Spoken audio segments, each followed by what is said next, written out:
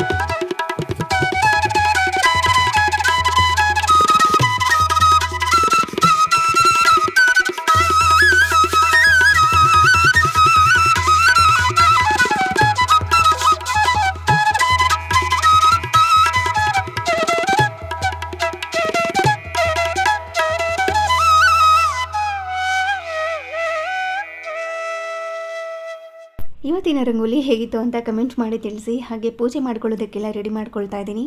ಇವತ್ತು ಸೋಮವಾರ, ನಮಗೆ ವಾರದ ದಿನ, ಒಬ್ಬೊಬ್ರಿಗೆ ಒಂದೊಂದು ದಿನ ವಾರದ ದಿನ ಇರುತ್ತೆ. ಆಲ್ಮೋಸ್ಟ್ ಸೋಮವಾರ, ಮಂಗಳವಾರ ಮತ್ತು ಶುಕ್ರವಾರ ಹಾಗೆ ಶನಿವಾರ ವಾರ ದಿನಗಳಿರುತ್ತೆ ಅಲ್ವಾ. ಹಾಗೆ ಇವತ್ತು ನಮಗೆ ಸೋಮವಾರದ ವಾರದ ದಿನ, ಅಂದರೆ ನಮ್ಮ ಮನೆ ದೇವ್ರ ದಿನ. ಹಾಗಾಗಿ ದೇವ್ರ ಮನೆಯೆಲ್ಲ ಕ್ಲೀನ್ ಮಾಡಿಕೊಂಡು ಪೂಜೆ ಮಾಡ್ಕೋತಾ ಇದ್ದೀನಿ. ಇನ್ನೇನು ಬಸವ ಜಯಂತಿ ಬರುತ್ತಲ್ವ, ಆವಾಗ ಒಂದ್ಸರಿ ಡೀಪಾಗಿ ಕ್ಲೀನ್ ಮಾಡ್ಕೊಳ್ಳೋಣ ಅಂತ ಸುಮ್ಮನೆ ಬರೀ ದೇವ್ರ ಪಾತ್ರೆಗಳು ಮಾತ್ರ ತೊಳ್ಕೊಂಡು ಪೂಜೆನ ಮಾಡ್ಕೋತಾ ಇದ್ದೀನಿ. ಈ ಥರ ವಾರಗಳಲ್ಲಿ ಮಾತ್ರ ದೇವ್ರ ಮನೆ ಪಾತ್ರೆ ತೊಳಿತೀನಿ. ಇನ್ನು ನಾರ್ಮಲ್ ಡೇಸಲ್ಲಿ ನಿತ್ಯ ಪೂಜೆ ಮಾಡುವಾಗ ಡೈಲಿ ದೇವ್ರ ಮನೆ ಪಾತ್ರೆ ಏನು ತೊಳೆಯೋದಿಲ್ಲ. ಬರೀ ಬತ್ತಿ ಚೇಂಜ್ ಮಾಡಿ, ಹೂವು ಎಲ್ಲ ಚೇಂಜ್ ಮಾಡಿ ಪೂಜೆನ ಮಾಡ್ಕೋತೀನಿ ಅಷ್ಟೇ. ನೀವೆಲ್ಲ ಹೆಂಗೆ ಮಾಡ್ತೀರಾ ಅಂತ ಕಮೆಂಟ್ ಮಾಡಿ ತಿಳಿಸಿ. ಹಾಗೆ ನಿಮಗೆ ವಾರದ ದಿನ ಯಾವುದು ಅಂತ ಕೂಡ ಕಮೆಂಟ್ ಮಾಡಿ ತಿಳಿಸಿ.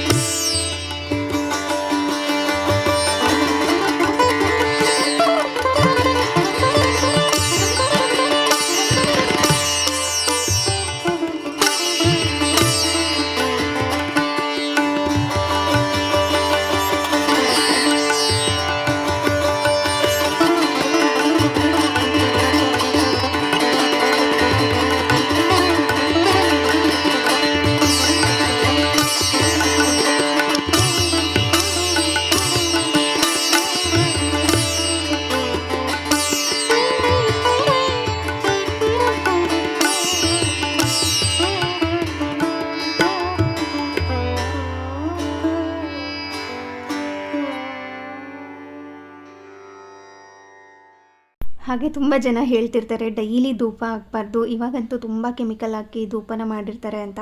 ಹಾಗಾಗಿ ನಾನು ಡೈಲಿ ಏನು ಧೂಪ ಹಾಕೋದಿಲ್ಲ. ಈ ಥರ ವಾರ ದಿನಗಳಲ್ಲಿ ಮಾತ್ರ ಸ್ವಲ್ಪ ದೊಡ್ಡದು ಧೂಪ ಬರುತ್ತಲ್ವ ಆ ಥರ. ಇನ್ನು ಡೈಲಿ ನಿತ್ಯ ಪೂಜೆ ಮಾಡಿದಾಗ ಮಾತ್ರ ಸಿಂಪಲಾಗಿ ಒಂದು ಪುಟಾಣಿ ಧೂಪ ಬರುತ್ತೆ ಗೊತ್ತಾ, ಒಂದು ಚಿಕ್ಕ ಬೆರಳು ಗಾತ್ರದಷ್ಟು, ಅದನ್ನು ಮಾತ್ರ ಹಾಕ್ತೀನಿ.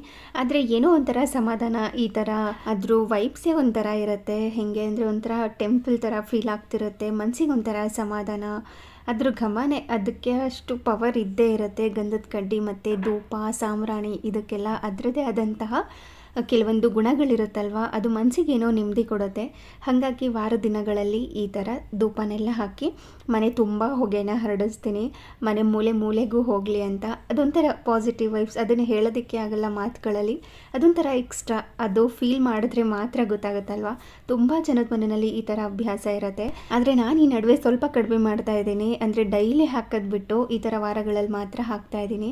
ಆದರೆ ಈ ಕೆಂಡ ಮಾಡಿ ಸಾಂಬ್ರಾಣಿ ಹಾಕ್ತೀವಲ್ವ, ಅದು ಇನ್ನೂ ಏನೋ ಒಂಥರ ಎಕ್ಸ್ಟ್ರಾ ವೈಬ್ ಇರುತ್ತೆ. ಅದನ್ನು ನಾನು ಶುಕ್ರವಾರ ದಿನ ಮಾಡ್ಕೋತೀನಿ. ಈ ಥರ ಬೆಳಗ್ಗೆನೇ ಪೂಜೆ ಆಗಿಬಿಡ್ತು ಅಂತಂದರೆ ಮನೆಯವರೆಲ್ಲ ಏನೋ ಒಂಥರ ನೆಮ್ಮದಿಯಾಗಿರ್ತಾರೆ.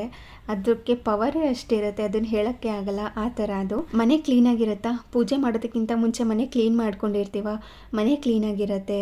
ಈ ಥರ ಎಲ್ಲ ಗಂಧದ ಕಡ್ಡಿ ಸ್ಮೆಲ್ ಆಗಿರ್ಬೋದು, ಕರ್ಪೂರದ ಸ್ಮೆಲ್ ಆಗಿರ್ಬೋದು, ಅದೆಲ್ಲ ತುಂಬ ಚೆನ್ನಾಗಿರುತ್ತಲ್ವ. ಮನಸ್ಸಿಗೆ ಶಾಂತಿ ನೆಮ್ಮದಿ ಎಲ್ಲ ಇರುತ್ತೆ. ಹಾಗೆ ನೆನ್ನೆ ಐಸ್ ಕ್ರೀಮ್ ಮಾಡಿಟ್ಟಿದ್ದೆ ನೆನ್ನೆ ನೈಟು. ಸೊ ಅದು ಇವಾಗ ಪ್ರಾಪರಾಗಿ ಸೆಟ್ ಆಗಿತ್ತು. ಚೆಕ್ ಮಾಡ್ತಾ ಇದ್ದೆ ಕರೆಕ್ಟಾಗಿದೆಯಾ ಅಂತ. ಮನೇಲಿ ಯಾರಾದರೂ ಮಕ್ಕಳು ಐಸ್ ಕ್ರೀಮ್ ಕೇಳ್ತಾರೆ ಅಂತಂದರೆ, ಹೊರಗಡೆಯಿಂದ ತಂದು ಕೊಡೋದಕ್ಕೆ ಇಷ್ಟ ಆಗೋದಿಲ್ಲ ಅಂತಂದರೆ ಈ ಥರ ನೀವು ಟ್ರೈ ಮಾಡ್ಬೋದು.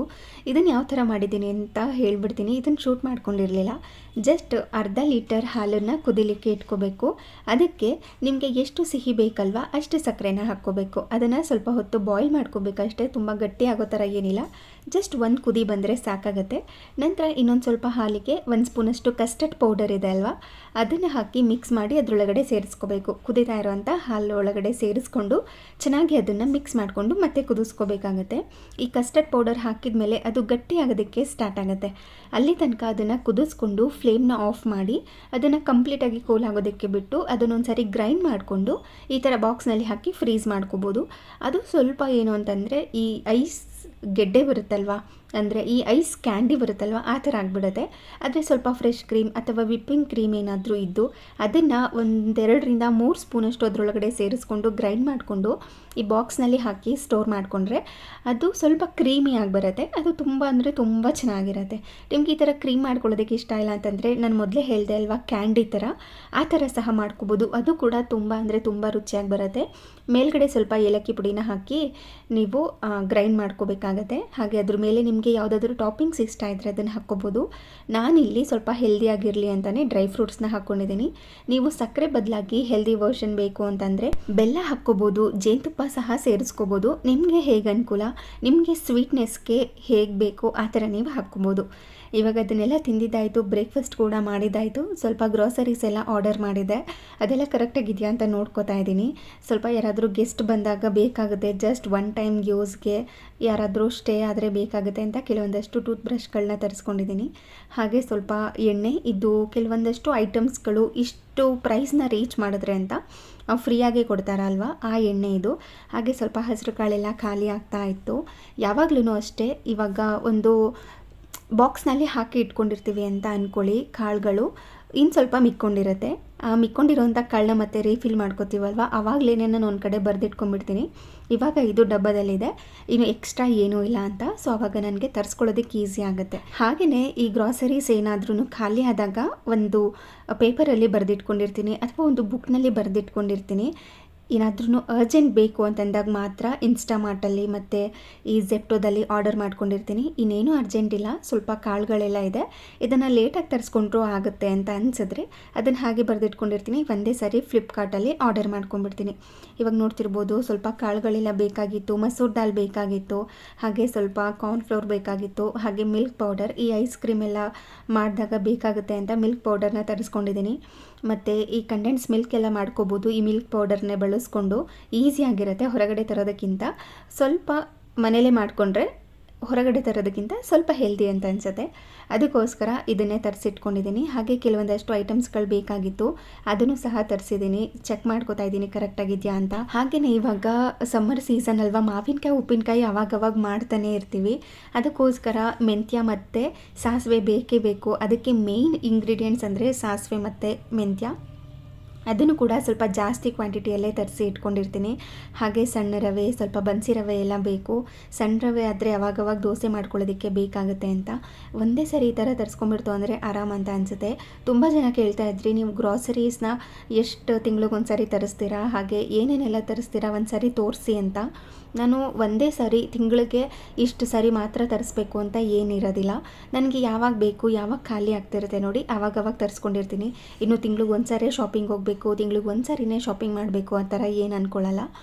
ನಮ್ಗೆ ಯಾವಾಗ ಬೇಕಲ್ವ ಆವಾಗವಾಗ ಯಾವ್ಯಾವ ಐಟಮ್ಸ್ ಖಾಲಿ ಆಗಿರುತ್ತೆ ಅದನ್ನು ತರಿಸ್ಕೊಂಡಿರ್ತೀನಿ. ನೀವು ಹೇಳಿದ್ರೆ ನಗ್ತೀರಾ, ಈ ಸೋಯಾ ಚಂಕ್ಸ್ ಏನಿದೆ ಅದನ್ನು 100 ಗ್ರಾಮ್ಸ್ ಹಾಕೋಗಿ 1000 ಸೆಲೆಕ್ಟ್ ಮಾಡಿ ಇಲ್ಲಿ ನೋಡಿ ಎಷ್ಟು ದೊಡ್ಡ ಪ್ಯಾಕೆಟಲ್ಲಿ ತರಿಸ್ಬಿಟ್ಟಿದ್ದೀನಿ ಅಂತ. ಇವಾಗ ಇದರಿಂದ ಏನಾದ್ರೂ ರೆಸಿಪೀಸ್ ಮಾಡಿ ಖಾಲಿ ಮಾಡಬೇಕು. ಇವಾಗ ಎಲ್ಲ ಐಟಮ್ಸ್ಗಳನ್ನೂ ಕೂಡ ಚೆಕ್ ಮಾಡ್ಕೊಂಡಿದ್ದಾಯಿತು. ಯಾವುದ್ಯಾವುದಾದ್ರೂ ರೀಫಿಲ್ ಮಾಡ್ಕೊಳ್ಳೋದಿದ್ರೆ ಅದನ್ನೆಲ್ಲ ಒಂದು ಕಡೆ ಎತ್ತಿಟ್ಕೊಂಡಿರ್ತೀನಿ. ಇನ್ ಕೇಸ್ ಏನಾದರೂ ಗ್ರಾಸರೀಸ್ ಇತ್ತು ಅಂದರೆ ಅದನ್ನೆಲ್ಲ ರೀಫಿಲ್ ಮಾಡ್ಕೊಳ್ಳೋದಕ್ಕೆ ಹೋಗೋದಿಲ್ಲ. ಅದು ಕಂಪ್ಲೀಟಾಗಿ ಖಾಲಿ ಆದ ನಂತರನೇ ರೀಫಿಲ್ ಮಾಡ್ಕೊಳ್ಳೋಣ ವಾಶ್ ಎಲ್ಲ ಮಾಡಿಕೊಂಡು ಅಂತ. ಮತ್ತು ಇವಾಗ ಸಮ್ಮರ್ ಕ್ಲೀನಿಂಗ್ ಕೂಡ ಸ್ಟಾರ್ಟ್ ಮಾಡ್ಕೋಬೇಕು. ಒಂದೇ ಸಾರಿ ಎಲ್ಲ ಬಾಕ್ಸಸ್ಗಳನ್ನ, ಅಂದರೆ ಈ ಗ್ಲಾಸ್ ಕಂಟೈನರ್ ಮತ್ತು ಪ್ಲಾಸ್ಟಿಕ್ ಕಂಟೈನರಲ್ಲೆಲ್ಲ ಗ್ರಾಸರೀಸ್ ಇಟ್ಕೊಂಡಿದ್ದೀನಲ್ವ, ಅದನ್ನೆಲ್ಲ ಒಂದೇ ಸಾರಿ ಡೀಪ್ ಕ್ಲೀನ್ ಮಾಡಿಕೊಂಡು ಅದಾದ ನಂತರ ಸ್ಟೋರ್ ಮಾಡ್ಕೊಳ್ಳೋಣ ಅಂತ ಇವಾಗ ಎಲ್ಲನೂ ಕೂಡ ಒಂದು ಕಡೆ ಎತ್ತಿಟ್ಕೋತಾ ಇದ್ದೀನಿ. ಒಂದು ಸಾರಿ ಕ್ಲೀನ್ ಮಾಡಿಕೊಂಡು ಅದಾದ ನಂತರ ಸ್ಟೋರ್ ಮಾಡಿಕೊಂಡ್ರೆ ಈಸಿ ಆಗುತ್ತೆ. ಒಂದೇ ಸಾರಿ ಇವಾಗ ತಂದಿದ ತಕ್ಷಣ ರೀಫಿಲ್ ಮಾಡ್ಕೊಳ್ಳೋಕೆ ಹೋದರೆ ಮತ್ತೆ ಅದನ್ನು ಎಲ್ಲನೂ ತೆಗೆದು ಮತ್ತೆ ಕ್ಲೀನ್ ಮಾಡ್ಕೋಬೇಕು. ಅಯ್ಯೋ ಮತ್ತೆ ಯಾರು ಮಾಡ್ತಾರೆ ಅಂತ ಕ್ಲೀನಿಂಗ್ ತಲೆ ಕೆಡಿಸ್ಕೊಳ್ಳೋದಕ್ಕೆ ಹೋಗೋದಿಲ್ಲ. ಅದಕ್ಕೋಸ್ಕರ ಒಂದು ಕಡೆ ಎತ್ತಿಟ್ಕೊಂಡು ಎಲ್ಲನೂ ಕ್ಲೀನ್ ಮಾಡಿಕೊಂಡು ಅದಾದ ನಂತರನೇ ರೀಫಿಲ್ ಮಾಡ್ಕೋತೀನಿ. ಹಾಗೆಯೇ ಮೊನ್ನೆ ಆಲೂ ಬೋಂಡ ಮಾಡಿದ್ದೆ, ಆ ರೆಸಿಪಿನ ಶೇರ್ ಮಾಡ್ತಾ ಇದ್ದೀನಿ. ಸಮ್ಮರ್ ಆಗಲಿ, ಮಳೆಗಾಲ ಆಗಲಿ ಅಥವಾ ಚಳಿಗಾಲ ಆಗಲಿ ಸ್ನ್ಯಾಕ್ಸ್ ಅಂತೂ ಇರಲೇಬೇಕು. ಯಾವ ಕಾಲ ಆದ್ರೇನು ಸ್ನ್ಯಾಕ್ಸ್ ಅಂತೂ ಬೇಕೇ ಬೇಕು ಅನಿಸ್ತಿರುತ್ತೆ. ಆಲೂಗಡ್ಡೆನ ಮಧ್ಯಾಹ್ನನೇ ಬೇಯೋದಕ್ಕೆ ಇಟ್ಕೊಂಡಿದ್ದೆ. ಅದು ಬೆಂದು ಕಂಪ್ಲೀಟಾಗಿ ಕೂಲಾದ ನಂತರ ಸಿಪ್ಪೆ ತೆಗೆದು ರೆಡಿ ಮಾಡ್ಕೊತಾ ಇದ್ದೀನಿ. ಇದನ್ನು ಅರ್ಧಕ್ಕೆ ಕಟ್ ಮಾಡಿಕೊಂಡು ಸಹ ಬೇಯಿಸ್ಕೋಬೋದು. ನಾನು ಉಂಡೆ ಥರನೇ ಇತ್ತಲ್ವ, ಅದನ್ನು ಹಾಗೇ ಹಾಕಿ ಬೇಯಿಸ್ಕೊಂಡಿದ್ದೀನಿ. ಇನ್ಸ್ಟೆಂಟಾಗಿ ಏನಾದರೂ ಬಳಸ್ಕೊತಿದ್ದೀರಾ ಅಂದರೆ ಇಮ್ಮಿಡಿಯೇಟಾಗಿ ಬೇಕು ಅಂದರೆ ಅರ್ಧಕ್ಕೆ ಕಟ್ ಮಾಡ್ಕೊಂಡು ಬೇಯಿಸ್ಕೊಳ್ಳಿ. ನಾನು ಸ್ವಲ್ಪ ಲೇಟಾಗೇ ಮಾಡ್ತಿದ್ದೆ ಅಲ್ವಾ, ಸೊ ಬಿಸಿನಲ್ಲಿ ಹಾಗೇ ಇದ್ದರೆ ಒಳಗಡೆ ಎಲ್ಲ ತುಂಬ ಚೆನ್ನಾಗಿ ಬೆಂದೋಗ್ಬಿಡುತ್ತೆ. ಕಟ್ ಮಾಡ್ಕೊಳ್ಳೋದು ಯಾಕೆ ಅಂತ ಈ ಥರನೇ ಬೇಯಿಸ್ಕೊತೀನಿ. ಹಾಗೆ ಇವಾಗ ಸಿಪ್ಪೆ ತೆಗೆದು ಎತ್ತಿಟ್ಕೋಬೇಕು. ಹಾಗೆ ಇದನ್ನು ಮ್ಯಾಶ್ ಮಾಡ್ಕೋಬೇಕು. ನಾನು ಇದನ್ನು ತುರ್ಕೋತೀನಿ, ಆವಾಗ ಸ್ವಲ್ಪ ಕೂಡ ಗಂಟಿರೋದಿಲ್ಲ. ಯೂಶಲಾಗಿ ನಾವು ಕೈಯಿಂದ ಮ್ಯಾಶ್ ಮಾಡ್ಕೊಂಡಾಗ ಒಂದೊಂದು ಚಿಕ್ಕ ಗಂಟುಗಳ ಥರ ಇರುತ್ತೆ. ಸೊ ಅದೆಲ್ಲ ಇರಬಾರ್ದು ಅಂತಂದರೆ ತುರ್ಕೊಂಡ್ರೆ ತುಂಬ ಬೆಟರ್ ಅಂತ ಅನಿಸುತ್ತೆ. ಇವಾಗ ಸ್ವಲ್ಪ ಬಜ್ಜಿನೂ ಸಹ ಮಾಡ್ಕೋಬೇಕಾಗಿತ್ತು, ಅದನ್ನು ಎತ್ತಿಟ್ಕೊಂಡಿದ್ದೀನಿ. ಇವಾಗ ಕೆಲವೊಂದಷ್ಟು ಆಲೂ ಬೋಂಡ ಮಾಡ್ಕೊಳ್ಳೋದಕ್ಕೆ ಇಂಗ್ರೀಡಿಯೆಂಟ್ಸ್ನ ಕಟ್ ಮಾಡ್ಕೋಬೇಕು. ಸ್ವಲ್ಪ ಕೊತ್ತಂಬರಿ ಸೊಪ್ಪು, ಕರಿಬೇವಿನ ಸೊಪ್ಪು, ಹಸಿಮೆಣಸಿನ್ಕಾಯಿ ಮತ್ತು ಶುಂಠಿ, ಮತ್ತು ಇದಕ್ಕೆ ಗೋಡಂಬಿ ಸಹ ಬೇಕಾಗುತ್ತೆ. ಅದನ್ನೆಲ್ಲನೂ ಕೂಡ ಕಟ್ ಮಾಡ್ಕೋಬೇಕು. ಏನೇನು ಬೇಕಿತ್ತಲ್ವ ಅದನ್ನೆಲ್ಲನೇ ಎತ್ತಿಟ್ಕೊಂಡು ಸಣ್ಣದಾಗಿ ಕಟ್ ಮಾಡ್ಕೋತೀನಿ.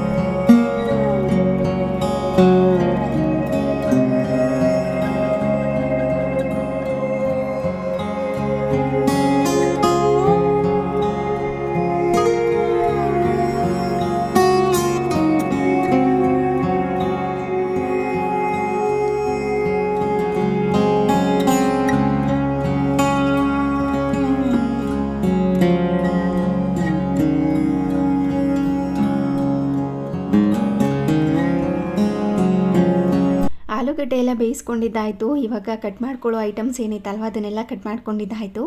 ಇವಾಗ ಒಂದು ಪ್ಯಾನ ಬಿಸಿ ಮಾಡಲಿಕ್ಕೆ ಇಟ್ಕೊಂಡು ಅದಕ್ಕೆ ಸ್ವಲ್ಪ ಎಣ್ಣೆನ ಹಾಕ್ಕೋಬೇಕು. ಅದು ಕಾದ ನಂತರ ಸಾಸಿವೆನ ಹಾಕಿ ಸಿಡಿಸ್ಕೋಬೇಕು. ಹಾಗೆಯೇ ಸ್ವಲ್ಪ ಜೀರಿಗೆನೂ ಸಹ ಸೇರಿಸ್ಕೊಂಡು ಕಡಲೆಬೇಳೆನ ಹಾಕೋತಾ ಇದ್ದೀನಿ. ನಿಮಗೆ ಕಡಲೆಬೇಳೆ ಜಾಸ್ತಿ ಬೇಕು ಅಂದರೆ ಹಾಕ್ಕೋಬೋದು. ಮಧ್ಯದಲ್ಲಿ ಒಂದೊಂದು ಕ್ರಿಸ್ಪಿಯಾಗಿ ಸಿಗಲಿ ಅಂತ ಇಷ್ಟ ಇದ್ದರೆ ಜಾಸ್ತಿ ಹಾಕ್ಕೊಳ್ಳಿ, ಇಲ್ಲ ಅಂತಂದರೆ ಕಂಪ್ಲೀಟಾಗಿ ಸ್ಕಿಪ್ ಮಾಡ್ಕೋಬೋದು, ಇಲ್ಲ ಕಡಿಮೆನೂ ಸಹ ಸೇರಿಸ್ಕೋಬೋದು. ನಂತರ ಸಣ್ಣದಾಗಿ ಕಟ್ ಮಾಡಿ ಇಟ್ಕೊಂಡಿರುವಂಥ ಶುಂಠಿ, ಸಣ್ಣದಾಗಿ ಕಟ್ ಮಾಡಿ ಇಟ್ಕೊಂಡಿರುವಂಥ ಗೋಡಂಬಿನ ಹಾಕಿ ಚೆನ್ನಾಗಿ ಇದನ್ನು ಮಿಕ್ಸ್ ಮಾಡಿಕೊಂಡು ಫ್ರೈ ಮಾಡ್ಕೋಬೇಕು. ಇದು ಫುಲ್ ಕ್ರಿಸ್ಪಿಯಾಗಿ ಆಗಿರಬೇಕು. ಆದಷ್ಟು ಲೋ ಫ್ಲೇಮ್ ಟು ಮೀಡಿಯಮ್ ಫ್ಲೇಮ್ನಲ್ಲಿ ಇಟ್ಕೊಂಡು ಫ್ರೈ ಮಾಡ್ಕೊಳ್ಳಿ. ಈ ಥರ ಕಲರ್ ಚೇಂಜ್ ಆಗಿರುತ್ತೆ. ಈ ಹಂತದಲ್ಲಿ ಇದಕ್ಕೆ ಸಣ್ಣದಾಗಿ ಕಟ್ ಮಾಡಿ ಇಟ್ಕೊಂಡಿರುವಂಥ ಈರುಳ್ಳಿ ಹಾಗೆ ಸಣ್ಣದಾಗಿ ಕಟ್ ಮಾಡಿ ಇಟ್ಕೊಂಡಿರುವಂಥ ಕರಿಬೇವಿನ ಸೊಪ್ಪನ್ನು ಹಾಕಿ ಮತ್ತು ಇದನ್ನು ಚೆನ್ನಾಗಿ ಮಿಕ್ಸ್ ಮಾಡಿಕೊಂಡು ಫ್ರೈ ಮಾಡ್ಕೋತಾ ಇದ್ದೀನಿ. ಈ ಹಸಿಮೆಣಸಿನ್ಕಾಯಿನ ಫ್ರೈ ಮಾಡ್ಕೊಳ್ಳೋದ್ರಿಂದ ಜಾಸ್ತಿ ಖಾರ ಅಂತ ಕೂಡ ಅನ್ಸೋದಿಲ್ಲ. ಈ ಆಲೂ ಬೋಂಡ ತಿನ್ನೋವಾಗ ಮಧ್ಯದಲ್ಲಿ ಒಂದೊಂದು ಸಿಕ್ಕಿದ್ರೂ ಕೂಡ ತೆಗೆದಿಟ್ಕೊಳ್ಳೋ ಅಗತ್ಯ ಇರೋದಿಲ್ಲ, ಆರಾಮಾಗಿ ತಿನ್ಕೋಬೋದು ಅಂತ. ನಂತರ ಅದಕ್ಕೆ ಸ್ವಲ್ಪ ಹಿಂಗನ್ನು ಹಾಕ್ಕೊಂಡಿದ್ದೀನಿ. ಅದಾದ ನಂತರ ಇಲ್ಲಿ ಈ ಏನಿತ್ತು ಆಲೂಗಡ್ಡೆ ಅದನ್ನು ತುರಿದು ಸೇರಿಸ್ಕೊಳ್ತಾ ಇದ್ದೀನಿ. ಈ ಥರ ಸೇರಿಸ್ಕೊಂಡ್ರೆ ನಾನು ಮೊದಲೇ ಹೇಳಿದಾಗೆ ಒಂಚೂರು ಕೂಡ ಗಂಟು ಅಂತ ಅನಿಸೋದಿಲ್ಲ. ಆರಾಮಾಗಿ ಎಲ್ಲ ತುಂಬ ಚೆನ್ನಾಗಿ ಮ್ಯಾಶ್ ಆಗಿರುತ್ತೆ. ಕೆಲವೊಬ್ಬರಿಗೆ ಗಂಟು ಸಿಕ್ಕಿದ್ರೆ ಇಷ್ಟನೇ ಆಗೋದಿಲ್ಲ, ಫುಲ್ ಮ್ಯಾಶ್ ಆಗಿರೋ ಥರ ಇರಬೇಕು. ಆ ಥರದವರು ಈ ಥರ ನೀವು ಆಲೂಗಡ್ಡೆನ ತುರಿದು ಸೇರಿಸ್ಕೋಬೋದು. ಇವಾಗ ಎಲ್ಲನೂ ಕೂಡ ತುರಿದು ಸೇರಿಸ್ಕೊಂಡಿದ್ದಾಯಿತು. ಅದಾದ ನಂತರ ರುಚಿಗೆ ತಕ್ಕಷ್ಟು ಉಪ್ಪನ್ನ ಈ ಹಂತದಲ್ಲಿ ಸೇರಿಸ್ಕೊಂಡು ಸಣ್ಣದಾಗಿ ಕಟ್ ಮಾಡಿ ಇಟ್ಕೊಂಡಿರೋಂತಹ ಕೊತ್ತಂಬರಿ ಸೊಪ್ಪನ್ನ ಹಾಕಿ, ಅದಾದ ನಂತರ ಸ್ವಲ್ಪ ನಿಂಬೆಹಣ್ಣಿನ ರಸ, ಚಿಟಿಕೆಯಷ್ಟು ಅರಿಶಿನ ಪುಡಿನ ಹಾಕಿ ಚೆನ್ನಾಗಿ ಇದನ್ನು ಮಿಕ್ಸ್ ಮಾಡ್ಕೋಬೇಕು. ಅರಿಶಿನ ಪುಡಿನ ಒಗ್ಗರಣೆಗಾದರೂ ಹಾಕ್ಕೋಬೋದು, ಈ ಥರ ಕೊನೆಯಲ್ಲಾದ್ರೂ ಸೇರಿಸ್ಕೋಬೋದು. ಇದನ್ನೆಲ್ಲ ಹಾಕಿದ ಮೇಲೆ ಇದನ್ನು ಚೆನ್ನಾಗಿ ಮಿಕ್ಸ್ ಮಾಡಿಕೊಂಡು ಎಲ್ಲನೂ ಕೂಡ ಹೊಂದಿಸ್ಕೋಬೇಕು. ಹಾಗೆ ಇದು ತುಂಬ ಸಾಫ್ಟಾಗಿಯೇ ಇರಬೇಕು, ಹಾಗೆ ತುಂಬ ತೆಳುವಾಗೂ ಕೂಡ ಇರಬಾರ್ದು, ತೀರಾ ಗಟ್ಟಿಯಾಗಿಯೂ ಕೂಡ ಇರಬಾರ್ದು. ನಾವು ಒಬ್ಬಟ್ಟು ಮಾಡ್ಕೊಳ್ಳೋದಕ್ಕೆ ಹೂರಣ ಮಾಡ್ಕೋತೀವಲ್ವ, ಸೇಮ್ ಅದೇ ಥರನೇ ಇರಬೇಕು. ಇವಾಗ ಎಲ್ಲನೂ ಕೂಡ ಚೆನ್ನಾಗಿ ಮಿಕ್ಸ್ ಮಾಡಿಕೊಂಡು ಹೊಂದಿಸ್ಕೊತಾ ಇದ್ದೀನಿ. ಇದನ್ನು ಬಿಸಿನೇ ಮಾಡ್ಕೋಬೇಕು, ಸಿಮ್ನಲ್ಲೇ ಇಟ್ಕೊಂಡು ಈ ಕೆಲಸನೆಲ್ಲ ಮಾಡ್ಕೋಬೇಕು. ಇವಾಗ ಎಲ್ಲವೂ ಕೂಡ ಚೆನ್ನಾಗಿ ಹೊಂದ್ಕೊಂಡಾಗಿದೆ. ಇದನ್ನು ಸಣ್ಣ ಸಣ್ಣ ಉಂಡೆಗಳನ್ನಾಗಿ ಮಾಡ್ಕೋತೀನಿ. ನಿಮಗೆ ಆಲೂ ಬೋಂಡ ಯಾವ ಸೈಜ್ನಲ್ಲಿ ಬೇಕಲ್ವಾ ಆ ಸೈಜ್ನಲ್ಲಿ ಮಾಡ್ಕೋಬೋದು. ನಾನಿಲ್ಲಿ ಮೀಡಿಯಮ್ ಆಗಿ ಮಾಡ್ಕೋತಾ ಇದ್ದೀನಿ. ಆದಷ್ಟು ಮೀಡಿಯಮ್ ಆಗಿ ಮಾಡ್ಕೊಂಡ್ರೆ ಒಳ್ಳೆಯದು. ಈ ಆಲೂ ಬೋಂಡ 1-2-3 ತಿಂದ್ರೇ ಹೊಟ್ಟೆ ತುಂಬ್ದಂಗೆ ಅನಿಸ್ಬಿಡುತ್ತೆ. 1-2-3 ತಿಂದ್ರೇ ತುಂಬ ಹೆವಿ ಅಂತ ಅನ್ಸೋದಕ್ಕೆ ಸ್ಟಾರ್ಟ್ ಆಗಿಬಿಡುತ್ತೆ. ಅದಕ್ಕೋಸ್ಕರ ತುಂಬ ದಪ್ಪದಾಗಿ ಮಾಡಿಕೊಂಡ್ರೆ 1 ಅಥವಾ 2, ಈ ಥರ ಮೀಡಿಯಮಾಗಿ ಮಾಡಿಕೊಂಡ್ರೆ 3 ಅಥವಾ 4 ತಿನ್ಬೋದು. ಇದಕ್ಕಿಂತ ಚಿಕ್ಕದು ಮಾಡಿಕೊಂಡ್ರೆ ಅಷ್ಟೊಂದು ಚೆನ್ನಾಗಿರೋದಿಲ್ಲ. ಇದು ಮೀಡಿಯಮ್ ಸೈಜ್, ಇದೇ ಥರ ಮಾಡಿಕೊಂಡ್ರೆ ಚೆನ್ನಾಗಿರುತ್ತೆ. ನಿಮಗೆ ಯಾವ ಸೈಜ್ನಲ್ಲಿ ಬೇಕು ಆ ಸೈಜ್ನಲ್ಲಿ ನೀವು ಈ ಥರ ಉಂಡೆ ಕಟ್ಕೊಂಡು ಒಂದು ಸೈಡಲ್ಲಿ ಎತ್ತಿಟ್ಕೋತೀನಿ. ಆವಾಗ ಇದು ಸ್ವಲ್ಪ ಗಟ್ಟಿಯಾಗೋದಕ್ಕೆ ಸ್ಟಾರ್ಟ್ ಆಗುತ್ತೆ. ಆಲೂಗಡ್ಡೆ ಅಲ್ವಾ, ಸ್ವಲ್ಪ ಹೊತ್ತು ಬಿಟ್ಟರೆ ಇದು ಗಟ್ಟಿಯಾಗಿರುತ್ತೆ. ಇನ್ ಕೇಸ್ ನೀವೇನಾದ್ರೂ ಸೂಪರ್ ಸಾಫ್ಟಾಗಿ ಮಾಡಿಬಿಟ್ಟಿದ್ದೀರಾ, ಕೆಲವೊಂದು ಆಲೂಗಡ್ಡೆ ಜಾಸ್ತಿ ನೀರು ಹಿಡಿದ್ಬಿಟ್ಟಿರುತ್ತೆ, ಸ್ವಲ್ಪ ಮಿಕ್ಸ್ ಮಾಡಿಕೊಂಡಾಗ ತೆಳು ಅಂತ ಅನಿಸ್ತಿರುತ್ತೆ. ಈ ಥರ ಉಂಡೆ ಕಟ್ಕೊಳ್ಳೋದಕ್ಕೆಲ್ಲ ಪ್ರಾಪರಾಗಿ ಬರ್ತಿರೋದಿಲ್ಲ. ಅಂಥವರು ಈ ಥರ ಉಂಡೆ ಕಟ್ಟಿ ಸ್ವಲ್ಪ ಹೊತ್ತು ಬಿಟ್ಟರೆ ಈ ಥರ ಗಟ್ಟಿಯಾಗಿರುತ್ತೆ. ನಾನು ಬಳಸಿರೋದು ನಾರ್ಮಲ್ ಆಗೇ ಇತ್ತು, ಈ ಕನ್ಸಿಸ್ಟೆನ್ಸಿಯಲ್ಲೇ ಇರಬೇಕು. ಇನ್ ಕೇಸ್ ತೆಳು ಆಯಿತು ಅಂದರೆ ಸ್ವಲ್ಪ ಹೊತ್ತು ಅದನ್ನು ಫ್ರೈ ಮಾಡ್ಕೋತಾ ಇದ್ದರೆ ಅದು ಗಟ್ಟಿ ಆಗಿಬಿಡುತ್ತೆ. ಅದಕ್ಕೇನು ತಲೆ ಕೆಡಿಸ್ಕೊಳ್ಳೋ ಅಗತ್ಯ ಇರೋದಿಲ್ಲ.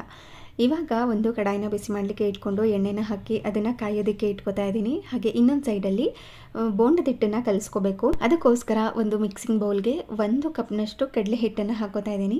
ಹಾಗೆ ಸ್ವಲ್ಪ ಕ್ರಿಸ್ಪಿ ಆಗಿರಲಿ ಅನ್ನೋ ಕಾರಣಕ್ಕೋಸ್ಕರ 1 ಸ್ಪೂನಷ್ಟು ಅಕ್ಕಿ ಹಿಟ್ಟನ್ನು ಸೇರಿಸ್ಕೊಂಡಿದ್ದೀನಿ. ನಂತರ ಅಜ್ವೈನ್, ಇದನ್ನು ಸ್ವಲ್ಪ ಕ್ರಷ್ ಮಾಡಿಕೊಂಡು ಸೇರಿಸ್ಕೊಂಡಿದ್ದೀನಿ. ಅದಾದ ನಂತರ ಚಿಟಿಕೆಯಷ್ಟು ಅರಿಶಿನ ಪುಡಿನ ಹಾಕ್ಕೋಬೇಕು. ಇದು ಕಂಪ್ಲೀಟ್ಲಿ ಆಪ್ಷನಲ್.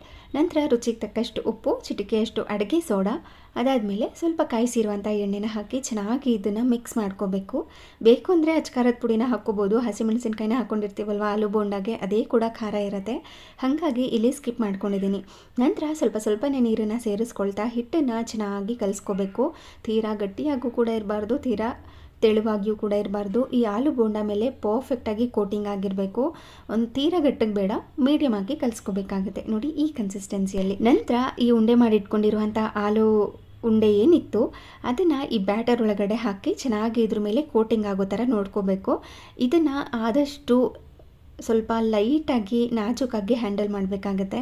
ಏಕೆಂದರೆ ಕೆಲವೊಂದು ಸರಿ ಆಲೂಗಡ್ಡೆ ಪಲ್ಯ ಮ್ಯಾಶ್ ಆಗೋ ಚಾನ್ಸಸ್ ಇರುತ್ತೆ. ಈಸಿಯಾಗಿ ಎತ್ಕೋಬೇಕು, ಹಾಗೆ ಲೈಟಾಗಿ ಎತ್ಕೋಬೇಕು. ನೋಡಿ ಈ ಥರ. ನಂತರ ಕಾದಿರುವಂಥ ಎಣ್ಣೆಯಲ್ಲಿ ಒಂದೊಂದೇ ಆಲೂ ಬೋಂಡನ ಹಾಕ್ಕೊಳ್ತಾ ಇದನ್ನು ಮೀಡಿಯಮ್ ಫ್ಲೇಮ್ನಲ್ಲೇ ಇಟ್ಕೊಂಡು ಫ್ರೈ ಮಾಡ್ಕೋಬೇಕು. ಆಲ್ರೆಡಿ ಆಲೂಗಡ್ಡೆ ಬೆಂದಿರುವಂಥದ್ದೇ ಇರುತ್ತೆ, ಜಸ್ಟ್ ಏನು ಕೋಟಿಂಗ್ ಮಾಡಿ ಇಟ್ಕೊಂಡಿದ್ವಿ ಅಲ್ವಾ ಅದು ಮಾತ್ರ ಬೇಯಬೇಕು. ಜಾಸ್ತಿ ಹೊತ್ತು ಕೂಡ ಬೇಯಿಸ್ಕೊಳ್ಳೋ ಅಗತ್ಯ ಏನೂ ಇರೋದಿಲ್ಲ. ಆರಾಮಾಗಿ ಒಂದು 5 ನಿಮಿಷ ಬೇಯಿಸ್ಕೊಂಡು ಎತ್ತಿಟ್ಕೊಂಡ್ಬಿಡೋದಷ್ಟೇ. ಸೂಪರ್ ಸಾಫ್ಟಾಗಿ ರೆಡಿಯಾಗಿರುತ್ತೆ. ನಿಮಗೆ ಈ ಥರ ಯೆಲ್ಲೋ ಕಲರ್ ಇಷ್ಟ ಇಲ್ಲ ಆಲೂ ಬೋಂಡ ಅಂತಂದರೆ ಇದಕ್ಕೆ ಸ್ವಲ್ಪ ಅಚ್ಕಾರದ ಪುಡಿನ ಹಾಕ್ಕೊಂಡ್ರೆ ಸ್ವಲ್ಪ ಕಲರ್ ಚೇಂಜ್ ಆಗಿರುತ್ತೆ. ಇವಾಗೇನು ಕಲರ್ ಚೇಂಜ್ ಆಗಿದೆ ಅಲ್ವಾ, ಇದಕ್ಕಿಂತ ಸ್ವಲ್ಪ ಡಾರ್ಕ್ ಕಲರ್ ಬರುತ್ತೆ. ನಿಮಗೆ ಆ ಥರ ಕಲರ್ ಇಷ್ಟ ಆಯಿತು ಅಂದರೆ ಅಚ್ಕಾರದ ಪುಡಿನ ಹಾಕ್ಕೊಬೋದು. ಇವಾಗ ಇದೇ ಥರ ಮಿಕ್ಸ್ ಮಾಡ್ಕೊಳ್ತಾ ಇದನ್ನು ಕ್ರಿಸ್ಪಿಯಾಗಿ ಆಗೋ ತನಕ ಫ್ರೈ ಮಾಡಿಕೊಂಡ್ರೆ ಸೂಪರಾಗಿರುವಂಥ ಹಾಗೆ ತುಂಬ ಸಿಂಪಲಾಗಿ ಮಾಡ್ಕೊಳ್ಳೋವಂಥ ಆಲೂ ಬೋಂಡ ರೆಡಿಯಾಗಿರುತ್ತೆ. ನಾನು ಮೊದಲೇ ಹೇಳಿದಾಗೆ ಇದನ್ನು ಒಂದು 2-3 ತಿಂದ್ರೇ ಹೆವಿ ಅಂತ ಅನಿಸ್ಬಿಡುತ್ತೆ. ಇದನ್ನು ಕಟ್ ಮಾಡಿ ಸಹ ತೋರಿಸ್ತೀನಿ ಎಷ್ಟು ಚೆನ್ನಾಗಿರುತ್ತೆ ಅಂತ. ಈ ಆಲೂ ಬೋಂಡ ಏನಿಲ್ಲ ಅಂದ್ರೂ ಒಂದು ಅರ್ಧ ಗಂಟೆ 3/4 ಗಂಟೆನಾದ್ರೂ ಬಿಸಿಯಾಗೇ ಇರುತ್ತೆ. ಈ ಥರ ಒಮ್ಮೆ ನೀವು ಕೂಡ ಟ್ರೈ ಮಾಡಿ, ಹಾಗೆ ಹೇಗೆ ಬಂತು ಅಂತ ಕಮೆಂಟ್ ಮಾಡಿ ತಿಳಿಸಿ. ಹಾಗೆ ಇದಾಗಿತ್ತು ಇವತ್ತಿನ ವಿಡಿಯೋ ಇಷ್ಟ ಆಗಿದ್ರೆ ಪ್ಲೀಸ್ ಒಂದು ಲೈಕ್ ಮಾಡಿ ಹಾಗೆ ಶೇರ್ ಮಾಡಿ. Thank you.